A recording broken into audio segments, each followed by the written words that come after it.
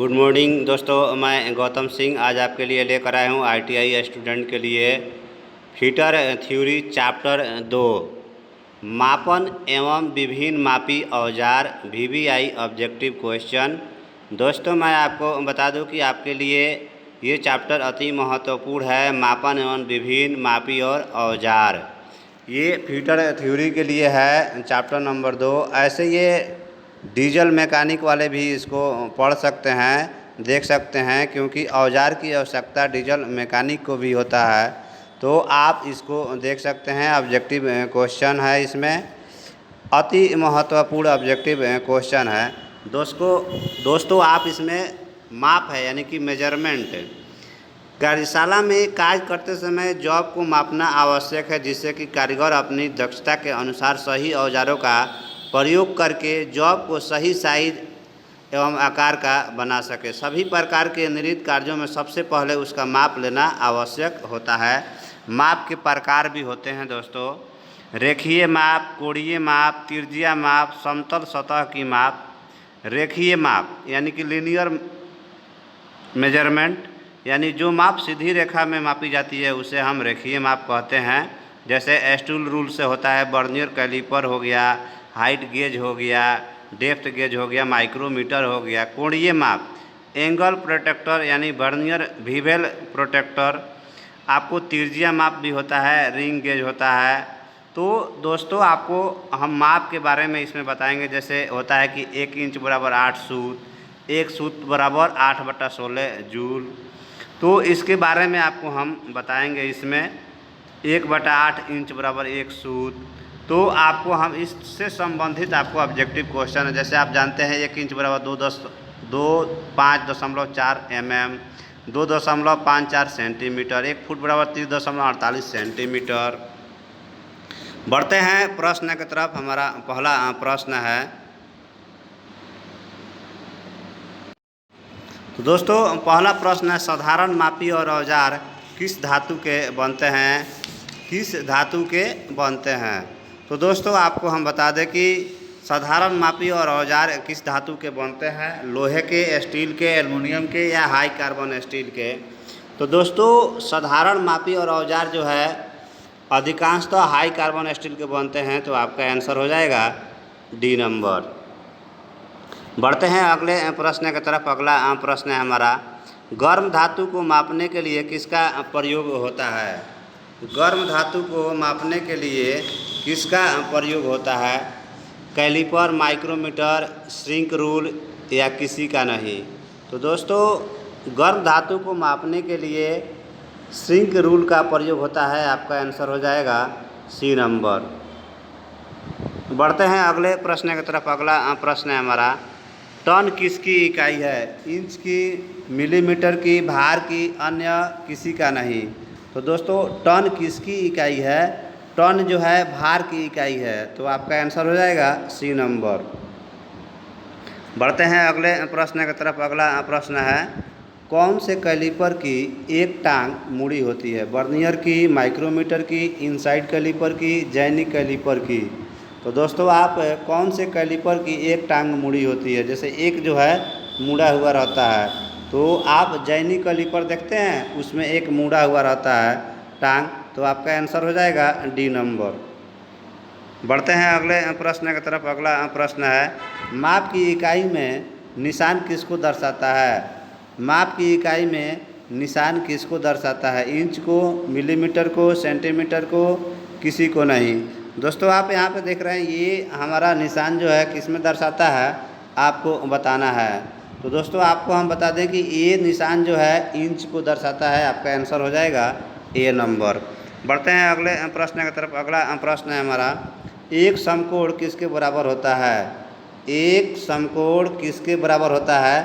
तो एक समकोण जो है आपको 90 डिग्री के बराबर होता है। तो आपका आंसर हो जाएगा डी नंबर। बढ़ते हैं अगले प्रश्न की तरफ। अगला प्रश्न है, 1 मिनट में कितने सेकंड होते हैं? तो दोस्तों आप जानते हैं कि 1 मिनट में 60 सेकंड होते हैं। तो इसलिए आपका आंसर हो जाएगा डी नंबर। और 1 सेकंड में आपको 60 यानी 1 मिनट में 60 सेकंड हो गए। जब आपको कहा जाए कि 1 घंटा में, सॉरी दोस्तों 1 आवर में, तो आप 60 × 60 करेंगे तो 3600 मिनट हो जाते हैं, सेकंड हो जाते हैं आपका। तो दोस्तों एक सूत में कितने इंच के समान है। अब आपका अगला क्वेश्चन है, एक इंच जो है यानी कि एक सूत कितने इंच के समान होगा और 1 इंच जो है कितने सूत होता है, ये आपको अब बताना है। यहाँ पर देखिए आपको अभी बताना है एक सूत कितने इंच के समान है, एक सूत कितने इंच के समान है। तो दोस्तों आपको बता दें कि एक सूत जो है आपको, एक सूत कितने इंच के, तो आपको 1/8 इंच के समान है। और जब आपको कहा जाएगा कि 1/8 इंच जो है कितने सूत के बराबर है, तो 1 सूत के बराबर, ये आपको मैं बता रहा था। ये आपका क्लियर हो गया। बढ़ते हैं अगले प्रश्न की तरफ। 100 डिग्री सेल्सियस को डिग्री फ़ारेनहाइट में आपको बदलना है दोस्तों। यहाँ पर आप देखेंगे 9 नंबर क्वेश्चन, तो आपका आंसर हो जाएगा 180 फ़ारेनहाइट हो जाएगा। ठीक है दोस्तों, आपको मैं इस फार्मूला को पिछले वीडियो में बताया हूँ, आप देख सकते हैं। 1,000 का 1,000वां भाग कौन सा होगा, 1,000 का 1,000वां भाग कौन सा होगा, मिमी, सेंटीमीटर, इंच या कुछ नहीं। तो दोस्तों आपको हम बता दें कि 1,000 का 1,000वां भाग जो है इंच होगा। आपका आंसर हो जाएगा सी नंबर। बढ़ते हैं अगले प्रश्न की तरफ। अगला प्रश्न है हमारा, 1 सेंटीमीटर में कितने मिलीमीटर होते हैं। तो 1 सेंटीमीटर में 10 मिलीमीटर होते हैं। आपका आंसर हो जाएगा सी नंबर। बढ़ते हैं अगले प्रश्न की तरफ। अगला प्रश्न है हमारा, एसआई प्रणाली में लंबाई की मूल लंबाई क्या होती है, ये आपको बताना है। तो दोस्तों आपको हम बता दें कि एसआई प्रणाली में लंबाई का मूल लंबाई क्या होती है, मतलब मात्रक बताना है, तो मीटर होता है। आपका आंसर हो जाएगा सी नंबर। बढ़ते हैं अगले प्रश्न की तरफ। अगला प्रश्न, 1 मीटर में कितने मिलीमीटर होते हैं, 2000, 1000, 3000 या 5000। तो 1 मीटर में मिलीमीटर आपको बताना है। तो दोस्तों आपको हम बता दें कि 1 मीटर में 1000 मिलीमीटर होते हैं। आपका आंसर हो जाएगा बी नंबर। बढ़ते हैं अगले प्रश्न की तरफ। अगला प्रश्न है हमारा, 1 मिलीमीटर में कितने माइक्रोन होते हैं बताना है आपको। 1 मिलीमीटर में कितने माइक्रोन होते हैं, ये आपको बताना है। तो दोस्तों यहाँ पर ध्यान देंगे कि 1 मिलीमीटर में 1/1000 मीटर के जो है समान होते हैं। तो आपका आंसर हो जाएगा ए नंबर। बढ़ते हैं अगले प्रश्न की तरफ। अगला प्रश्न है हमारा, कैलिपर के द्वारा माप की परिशुद्धता क्या होती है। कैलिपर के द्वारा माप की परिशुद्धता क्या होती है, आपको बताना है। तो कैलिपर के द्वारा माप की परिशुद्धता जो होती है 0.5 mm या 1/64 इंच होता है। तो आपका आंसर हो जाएगा डी नंबर। बढ़ते हैं अगले प्रश्न की तरफ। अगला प्रश्न है हमारा, कैलिपर का साइज आलम्ब बिंदु और किसके बीच की लंबाई के द्वारा वर्जित की जाती है। तो कैलिपर का साइज आलम्ब बिंदु और किसके बीच की लंबाई के द्वारा वर्जित की जाती है, दृढ़ जोड़, गेजिंग पॉइंट, टांग की मोटाई, किसी से नहीं। तो दोस्तों आपको हम बताते हैं कि कैलिपर का साइज आलम्ब बिंदु और किसके बीच की लंबाई द्वारा वर्जित की जाती है, तो गेजिंग पॉइंट के द्वारा। आपका आंसर हो जाएगा बी नंबर। बढ़ते हैं अगले प्रश्न की तरफ। अगला प्रश्न हमारा, स्टील रूल के द्वारा ली गई माप की परिशुद्धता कितनी होती है।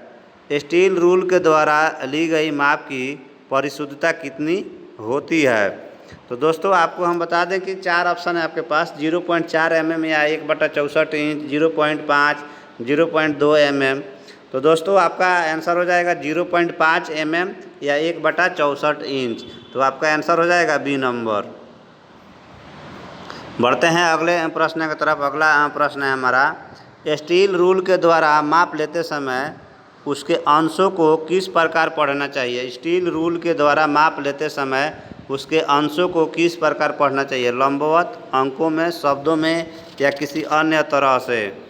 तो दोस्तों स्टील रूल द्वारा माप लेते समय उसके अंशों को लंबवत प्रकार से पढ़ना चाहिए। आपका आंसर हो जाएगा ए नंबर। बढ़ते हैं अगले प्रश्न की तरफ। अगला प्रश्न है हमारा, पतली नाली या चौड़े खाँचों में मापने के लिए किसका प्रयोग होता है? पतली नाली या चौड़े खाँचे में मापने के लिए किसका प्रयोग होता है? Caliper, outside micrometer, telescopic gauge, narrow steel rule. तो दोस्तों आपको बता दें कि पतली नाली या चौड़े खाँचों में मापने के लिए नैरो स्टील रूल का प्रयोग होता है। आपका आंसर हो जाएगा डी नंबर। बढ़ते हैं अगले प्रश्न की तरफ। अगला प्रश्न है, कौन से औजार अप्रत्यक्ष मापी औजार होते हैं? कौन सा औजार अप्रत्यक्ष मापी औजार होते हैं? वर्नियर, माइक्रोमीटर, कैलीपर्स या गेज। तो दोस्तों कौन से औजार अप्रत्यक्ष मापी औजार होते हैं? तो कैलीपर्स। आपका आंसर हो जाएगा सी नंबर। बढ़ते हैं अगले प्रश्न की तरफ। अगला प्रश्न है, कौन से कैलीपर को अधिक शुद्धता पर माप ले सकते हैं? वर्नियर कैलीपर, दृढ़ जोड़ वाले कैलीपर, बाहरी कैलीपर, स्प्रिंग कैलीपर। तो कौन से कैलीपर को अधिक शुद्धता पर माप ले सकते हैं, ये आपको बताना है। वर्नियर कैलीपर, दृढ़ जोड़ वाले कैलीपर, बाहरी कैलीपर या स्प्रिंग कैलीपर। तो दोस्तों आपका आंसर हो जाएगा वर्नियर कैलीपर। आपका आंसर हो जाएगा ए नंबर। बढ़ते हैं अगले प्रश्न की तरफ। अगला प्रश्न है हमारा, कल पुर्जे बनाने से पहले कच्चे माल के अनुसार निशान लगाने की क्रिया को क्या कहते हैं? मार्जिंग, स्टैम्प्स, छिद्र या रेखा। तो दोस्तों कल पुर्जे बनाने से पहले कच्चे माल के अनुसार निशान जो हम लगाते हैं वो मार्किंग होता है। आपका आंसर हो जाएगा ए नंबर। बढ़ते हैं अगले प्रश्न की तरफ। अगला प्रश्न है हमारा, मार्किंग से पहले जॉब की सतहों पर लगाए जाने वाले लेप को क्या कहा जाता है? दोस्तों बहुत ही वीवीआई सवाल है ये आपका। मार्किंग से पहले जॉब की सतह पर लगाए जाने वाले लेप को क्या कहा जाता है? तो दोस्तों आपको हम बता दें कि परत कहा जाता है उसे। केमिकल होता है ग्रीस, मार्किंग मीडिया, परत कहा जाता है लेप को। आपका आंसर हो जाएगा ए नंबर। बढ़ते हैं अगले प्रश्न की तरफ। अगला प्रश्न है, कौन सा तैयार मार्किंग मीडिया है जो कई रंगों में मिलता है? कौन सा तैयार मार्किंग मीडिया है जो कई रंगों में मिलता है? Cellulose varnish, chemical, chalk powder, कोई नहीं। दोस्तों आपको बता दें कि चाक पाउडर जो है मार्किंग मीडिया है जो कई रंगों से मिलता है। आपका आंसर हो जाएगा सी नंबर। मार्किंग के लिए रेखा, बिंदु या सतह का आकार माना जाता है, उसे क्या कहते हैं? मार्किंग के लिए रेखा, बिंदु या सतह का आकार माना जाता है, उसे क्या कहते हैं? तो देखिए दोस्तों, पॉइंट डेटम या लाइन डेटम या डेटस वृत्त डेटम। तो दोस्तों आपको हम बता दें कि लाइन डेटम कहा जाता है। आपका आंसर हो जाएगा बी नंबर। अगर किसी जॉब के बाहरी किनारे टेढ़े मेढ़े हो तो मार्किंग के लिए क्या अपनाया जाता है? डेटम विधि, सेंटर लाइन विधि, टेम्पलेट विधि, कुछ नहीं। तो दोस्तों आपको हम बता दें कि अगर किसी जॉब को बाहरी किनारे टेढ़े मेढ़े हो तो मार्किंग के लिए टेम्पलेट का विधि का प्रयोग किया जाता है। आपका आंसर हो जाएगा सी नंबर। बढ़ते हैं अगले प्रश्न की तरफ। एक ही तरह के मार्किंग अगर निरंतर दोहराई जाए तो किसका प्रयोग होता है? एक ही तरह का मार्किंग अगर निरंतर दोहराई जाए तो किसका प्रयोग होता है? डेटम लाइन का, सेंटर लाइन का, टेम्पलेट का या कुछ नहीं। तो दोस्तों आपको हम बता दें कि टेम्पलेट का प्रयोग किया जाता है। आपका आंसर हो जाएगा सी नंबर। बढ़ते हैं अगले प्रश्न की तरफ। अगला प्रश्न है हमारा, कार्यशाला में साधारण कार्यों के लिए कौन सी टेबल का प्रयोग होता है? साधारण टेबल का, मार्किंग टेबल का, कोई अन्य टेबल का, किसी का नहीं। तो दोस्तों आपको हम बता दें कि कार्यशाला में साधारण कार्यों के लिए टेबल का प्रयोग होता है, साधारण टेबल का। आपका आंसर हो जाएगा ए नंबर। बढ़ते हैं अगले प्रश्न की तरफ। अगला प्रश्न है हमारा, मार्किंग टेबल किससे बनी होती है? स्टील से, एल्युमिनियम से, लकड़ी से, कास्ट आयरन से। मार्किंग टेबल जो है कास्ट आयरन से बना होता है। आपका आंसर हो जाएगा डी नंबर। बढ़ते हैं अगले प्रश्न की तरफ। गोल जॉब की मार्किंग के समय इसे किस पर रख कर क्लैंप करते हैं? गोल जॉब की मार्किंग के समय इसे किस पर रख कर क्लैंप करते हैं? बी ब्लॉक पर, टेबल पर, सरफेस प्लेट पर, किसी पर नहीं। गोल जॉब की मार्किंग के समय बी ब्लॉक पर रख कर जो है क्लैंप किया जाता है। आपका आंसर हो जाएगा ए नंबर। बढ़ते हैं अगले प्रश्न की तरफ। अगला प्रश्न है, मैट बी ब्लॉक में कितने आकार के बी ब्लॉक होते हैं? मैट बी ब्लॉक में कितने आकार के बी ब्लॉक होते हैं? 2 आकार, 4 आकार, 1 आकार, किसी भी आकार का नहीं। तो दोस्तों आपको बता दें कि 4 आकार का होता है। आपका आंसर हो जाएगा बी नंबर। बढ़ते हैं अगले प्रश्न की तरफ। अगला प्रश्न है हमारा, मैट बी ब्लॉक का प्रयोग लंबी जॉब को सहारा देने के लिए किया जाता है। उन्हें इसमें अक्षर से अंकित किया जाता है, टी, भी, एम या ई से। तो दोस्तों आपको हम बता दें कि भी से। आपका आंसर हो जाएगा सी नंबर। बढ़ते हैं अगले प्रश्न की तरफ। अगला प्रश्न है हमारा, ग्रेड बी के बी ब्लॉक काम शुद्धता वाले होते हैं और यह कितने मिलीमीटर लंबाई तक मिलते हैं? 100, 200 या 300 मिलीमीटर या 50 मिलीमीटर। तो ग्रेड बी के बी ब्लॉक कम शुद्धता वाले होते हैं, यह कितने मिलीमीटर लंबाई तक मिलते हैं? तो 200 मिलीमीटर। कितने मिलते हैं जी? 50 मिलीमीटर। आपका आंसर हो जाएगा डी नंबर। बढ़ते हैं अगले प्रश्न की तरफ। स्ट्रेट एज का प्रयोग किस लिए किया जाता है? टेढ़ापन जांचने के लिए, लंबाई जांचने में, चौड़ाई जांचने के लिए, समतलता या शीघ्रता बचाने के लिए। तो दोस्तों समतलता और सीधापन जांचने के लिए जो है स्ट्रेट गेज का प्रयोग होता है। आपका आंसर हो जाएगा डी नंबर। बढ़ते हैं अगले प्रश्न की तरफ।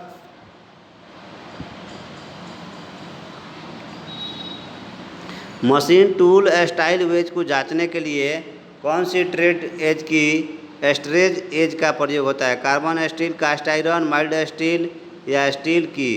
तो दोस्तों आपको हम बता दें कि माइल्ड स्टील की मशीन टूल लाइव वेज जांचने के लिए किया जाता है। आपका आंसर हो जाएगा सी नंबर। बढ़ते हैं अगले प्रश्न की तरफ। किसका प्रयोग जॉब को मशीन पर सेट करने के लिए होता है? वी ब्लॉक का, एंगल प्लेट का, पैरेलल ब्लॉक का या किसी का नहीं। तो दोस्तों आपको हम बता दें कि किसका प्रयोग जॉब को मशीन पर सेट करने के लिए होता है? तो एंगल प्लेट का। आपका आंसर हो जाएगा बी नंबर। बढ़ते हैं अगले प्रश्न की तरफ। साधारण कार्यों के लिए कौन सी ग्रेड के पैरेलल बैंक का प्रयोग होता है? A grade, B grade, O grade या कोई ग्रेड का नहीं। तो दोस्तों आपका आंसर हो जाएगा ओ ग्रेड का। आपका आंसर हो गया सी नंबर। बढ़ते हैं अगले प्रश्न की तरफ। डिवाइजर का साइज इसे फुल क्रम के केंद्र से कहाँ तक लिया जाता है? डिवाइडर का साइज से फुल क्रम के केंद्रित से कहाँ तक लिया जाता है? लंबाई तक, चौड़ाई तक, ऊंचाई तक या पॉइंट। तो दोस्तों आपको हम बता दें इसका आंसर हो जाएगा पॉइंट तक। आपका आंसर हो गया सी नंबर। बढ़ते हैं अगले प्रश्न की तरफ। किसके पॉइंट को तिरछा करने के लिए आयरन स्टोन का प्रयोग होता है? किसके पॉइंट को तिरछा करने के लिए आयरन का स्टोन का प्रयोग होता है? तो किनारों को। आपका आंसर हो जाएगा बी नंबर। डिवाइडर आमतौर पर कार्बन स्टील और कार्बन सी धातु के बने होते हैं। Iron steel, mild steel, alloy steel. तो दोस्तों डिवाइड आमतौर पर कार्बन स्टील की और कौन सी धातु के बने होते हैं? तो माइल्ड स्टील। आपका आंसर हो जाएगा बी नंबर।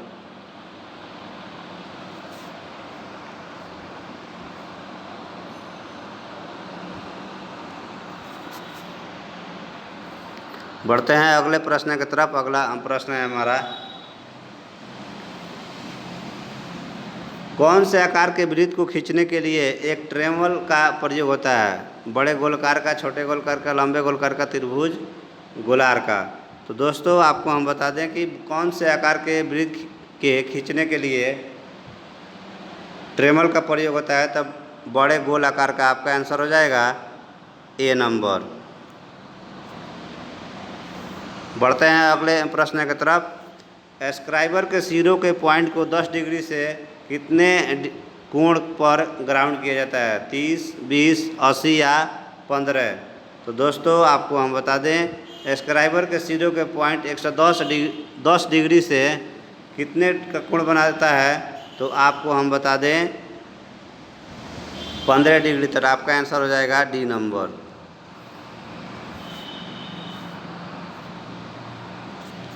स्क्राइबर द्वारा मार्किंग के समय जब और स्क्राइबर के साथ 30 डिग्री से कितने का कोण रखना होगा? 30 डिग्री, 32 डिग्री, 0 डिग्री?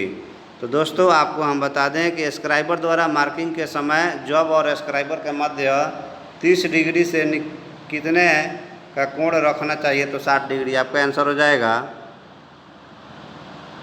सी नंबर। बढ़ते हैं अगले प्रश्न की तरफ। अगला प्रश्न है हमारा, स्क्राइबर द्वारा खींची गई लाइनों को पक्का करने के लिए किसका प्रयोग होता है? मार्कर का, पंच का, किसी घोल का, किसी का नहीं? दोस्तों तो आपका आंसर हो जाएगा इसका सी नंबर,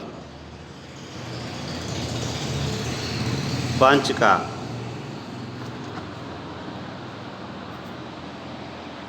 बढ़ते हैं अगले प्रश्न की तरफ। अगला प्रश्न है, किसके पॉइंट को 330 से 60 डिग्री तक के कोण पर ग्राउंड किया जाता है? डिवाइडर, स्क्राइबर, पंच, किसी का नहीं?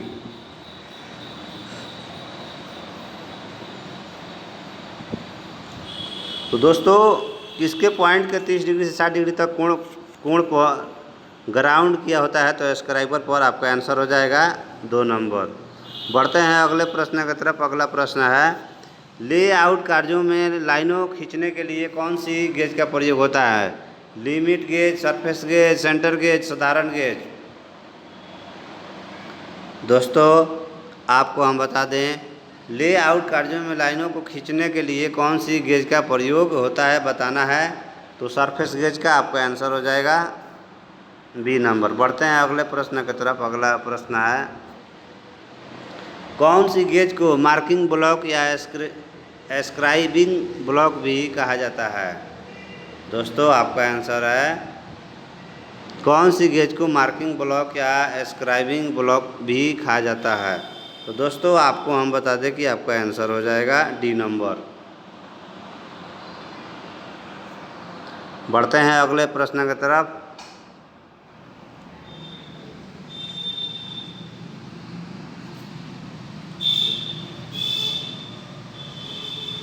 कौन सी गेज को स्टॉक के साथ 0 से 180 डिग्री के किसी भी कोण पर झुकाकर किया जाता है? तो दोस्तों आपका आंसर हो जाएगा सरफेस गेज, बी नंबर। बढ़ते हैं अगले प्रश्न की तरफ। अगला प्रश्न है हमारा, स्प्लिट लेवल का प्रयोग आधार सतह और लंबवत सतह की कौन सी जांच के लिए किया जाता है? तो दोस्तों आपको हम बता दें समतलता जांचने के लिए, लंबाई जांचने के लिए, चौड़ाई जांचने के लिए, किसी की पॉइंट जांच के लिए नहीं। तो स्प्लिट लेवल का प्रयोग आधार पर सतह और लंबवत सही जो है आपका समतलता जांचना है। आपका आंसर हो जाएगा ए नंबर। बढ़ते हैं अगले प्रश्न की तरफ। हथौड़े का साइज किस प्रकार लिया जाता है? लंबाई से, वजन से, भार, बॉडी के आकार में या चौड़ाई से?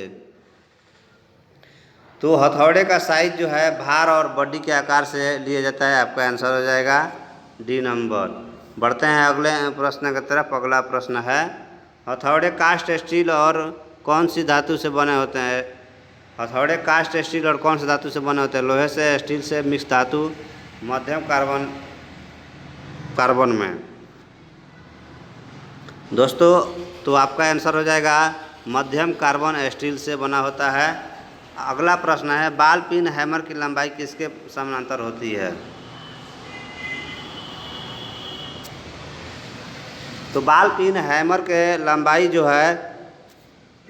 जो है हत्थे के अक्ष के समानांतर होता है। आपका आंसर हो जाएगा ए नंबर। बढ़ते हैं अगले प्रश्न की तरफ। अगला प्रश्न है, किससे बने हैमर को मैलेट कहा जाता है? किससे बने हैमर को मैलेट कहा जाता है? तो आपका आंसर हो जाएगा लड़की से, यानी कि डी नंबर। बढ़ते हैं अगले प्रश्न की तरफ। अगला प्रश्न है हमारा, क्रॉस पिन हैमर की पिन किस में होती है? हैंडल के ऊपर, हैंडल के क्रॉस में, हैंडल के तारीख में, सभी में।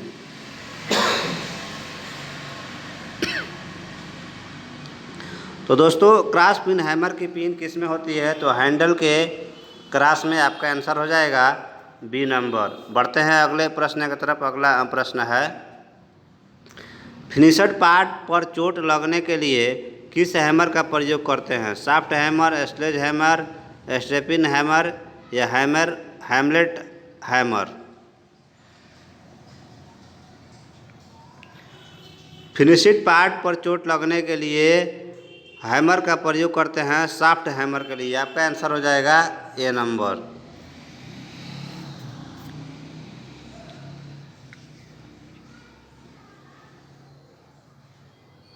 बढ़ते हैं अगले प्रश्न की तरफ। चित्र द्वारा कौन सा हथौड़ा दर्शाया गया है? Straight pin hammer, esterase hammer, ball pin, cross pin hammer? तो दोस्तों आपको हम बता दें कि क्रॉस पिन हैमर आपका आंसर हो जाएगा बी नंबर। बढ़ते हैं अगले प्रश्न की तरफ। अगला प्रश्न है हमारा, दिखाए गए चित्र में हथौड़े का कार्य क्या है? धातु को दिशाओं में फैलाना। धातु की दिशाओं में फैलाना आपका आंसर हो जाएगा ए नंबर। बढ़ते हैं अगले प्रश्न की तरफ। अगला प्रश्न है हमारा, चित्र में दर्शित हथौड़े के भाग ए का नाम लिखें। ए का भाग लिखना है, पिन, छज्रू, छिद्र, मूर्ख या ठोड़ी। तो दिखाया गया है जो आपको चित्र में, तो उसमें आपका आंसर हो जाएगा क्वेश्चन नंबर 61 देखिए, चित्र में हैमर का वह भाग कौन सा है जो रिवेट को लगाने तथा मोड़ने के लिए प्रयुक्त होता है? तो दोस्तों रिवेट के लिए जो प्रयुक्त होता है आपका आंसर है वो सी नंबर। बढ़ते हैं अगले प्रश्न की तरफ। अगला प्रश्न है, चित्र में दर्शाए गए हथौड़े का प्रयोग बताएं। हथौड़े का प्रयोग जो है सभी दिशाओं में फैलाना है। धातु को एक दिशा में फैलाना है, यानी कि सभी में दिशाओं में फैला देता है। आपका आंसर हो जाएगा डी नंबर। अगले प्रश्न की तरफ। अगला प्रश्न है हमारा, भी ब्लॉक का नाम कौन है इसमें से? ये एकल समतल या एकल खांचा भी ब्लॉक है, या एकल समतल द्वि खांचा ब्लॉक है, या द्वि समतल एकल खांचा भी ब्लॉक है, या द्वि समतल द्वि खांचा भी ब्लॉक है? तो ये आपका एकल समतल द्वि खांचा भी ब्लॉक है। आपका आंसर हो जाएगा बी नंबर। बढ़ते हैं अगले प्रश्न की तरफ। अगला प्रश्न है हमारा, चिन्हित रेखा पर छेद करने के लिए छेद करने वाली मशीन का प्रयोग किया जाता है। तो देखिए, चिन्हित रेखा पर छेद करने के लिए छेद करने वाली मशीन का प्रयोग किया जाता है, वो है आपका केंद्र पंच। आपका आंसर हो जाएगा डी नंबर। बढ़ते हैं अगले प्रश्न की तरफ। अगला प्रश्न है हमारा,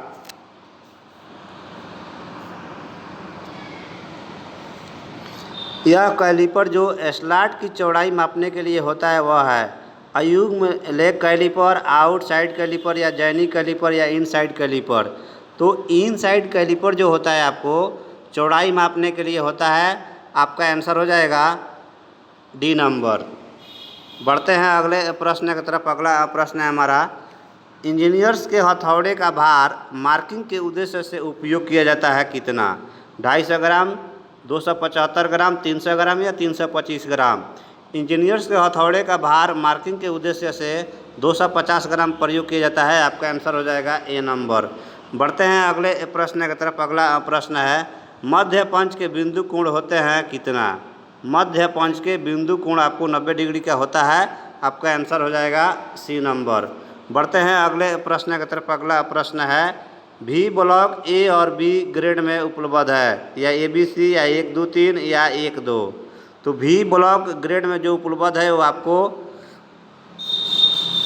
ए नंबर हो जाएगा, AB में उपलब्ध है। बढ़ते हैं अगले प्रश्न की तरफ। अगला प्रश्न है चिन्ह या हथौड़े यानी एक्स जो देख रहे हैं आप, इसमें नाम बताना है आपको कि एक्स के जगह वाला को क्या कहते हैं। तो उसको हम आई कहते हैं, आँख यानी आई होल। आपका आंसर हो जाएगा बी नंबर। बढ़ते हैं अगले प्रश्न की तरफ। चित्र में दर्शाए गए डिवाइडर का प्रकार बताइए। ये जो डिवाइडर है कौन सा प्रकार का है? देखिए इसमें स्प्रिंग लगा हुआ है, ये आपको स्प्रिंग जोड़ डिवाइडर है, तो आपका आंसर हो जाएगा बी नंबर। बढ़ते हैं अगले प्रश्न की तरफ। अगला प्रश्न है हमारा यूनिवर्सल सरफेस गेज में एक्स अंकित पार्ट का नाम बताइए। एक्स के जो है उस पार्ट का नाम बताना है। देखिए यहाँ पे आप देख रहे होंगे एक्स है यहाँ पे, तो आपका एक्स जो है कौन सा पार्ट है? तो आपको हम बता दें कि क्लैंपिंग नट है, क्लैंपिंग नट है, तो आपका आंसर हो जाएगा बी नंबर। बढ़ते हैं अगले प्रश्न की तरफ। अगला प्रश्न है हमारा जैनी कैलिपर के एक्स के अंकित पार्ट का नाम बताना है। यहाँ आप देख रहे हैं जैनी कैलिपर है, यहाँ पे एक्स का आपको नाम बताना है, तो आपका हो जाएगा बैंड लेग। आपका आंसर हो जाएगा डी नंबर। बढ़ते हैं अगले प्रश्न की तरफ। अगला प्रश्न है हमारा मार्किंग मीडिया में कॉपर सल्फेट को सावधानीपूर्वक हैंडल करना चाहिए क्योंकि यह जहरीला होता है, यह जल्दी सूखता है, तो जहरीला होता है। आपका आंसर हो जाएगा बी नंबर। बढ़ते हैं अगले प्रश्न की तरफ। अगला प्रश्न है इंजीनियर्स के हथौड़े का भार मार्किंग के उद्देश्य से उपयोग किया जाता है। तो दोस्तों आपको हम बता दें कि इंजीनियर्स के हथौड़े का भार जो है मार्किंग के उद्देश्य से उपयोग किया जाता है।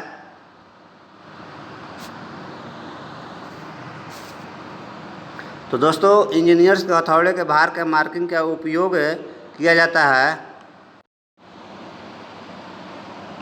दोस्तों 250 ग्राम। आपका आंसर हो गया ए नंबर। बढ़ते हैं अगले प्रश्न की तरफ। मध्य पंच के बिंदु कोण को क्या कहते हैं? तो मध्य पंच के बिंदु कोण को हम 90 डिग्री कहते हैं। आपका आंसर हो जाएगा सी नंबर। बढ़ते हैं अगले प्रश्न की तरफ। अगला प्रश्न हमारा डिवाइडरों के आकार को निर्दिष्ट किया जाता है जब पॉइंट और पिवोट के बीच की दूरी हो, तो आपका आंसर हो जाएगा सी नंबर। बढ़ते हैं अगले प्रश्न की तरफ। अगला प्रश्न है हमारा हथौड़े का स्ट्राइकिंग हिस्सा कहलाता है पिन। हथौड़े का स्ट्राइकिंग हिस्सा क्या कहलाता है? आँख, हैंडल, चीक या पिन? तो पिन कहलाता है। आपका आंसर हो जाएगा बी नंबर। बढ़ते हैं अगले प्रश्न की तरफ। अगला प्रश्न है हमारा कौन सबसे अधिक सुनिश्चित है? तराजू, माइक्रोमीटर, दोनों, इनमें से कोई नहीं? तो सबसे अधिक सुनिश्चित है माइक्रोमीटर, तो आपका आंसर हो जाएगा बी नंबर।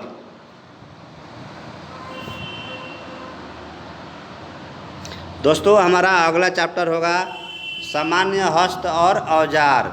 सामान्य हस्त और औजार chapter number 3 VVI objective question होगा ITI स्टूडेंट के लिए फीटर थ्योरी। दोस्तों आपको ये हमारा वीडियो कैसा लगा? अगर आपको हमारा वीडियो अच्छा लगा तो वीडियो को लाइक करें। चैनल को सब्सक्राइब नहीं किए हैं तो चैनल को सब्सक्राइब करें और बेल आइकन दबा दें ताकि अगले वीडियो का नोटिफिकेशन आपको मिल सके। थैंक यू दोस्तों और राधे राधे दोस्तों।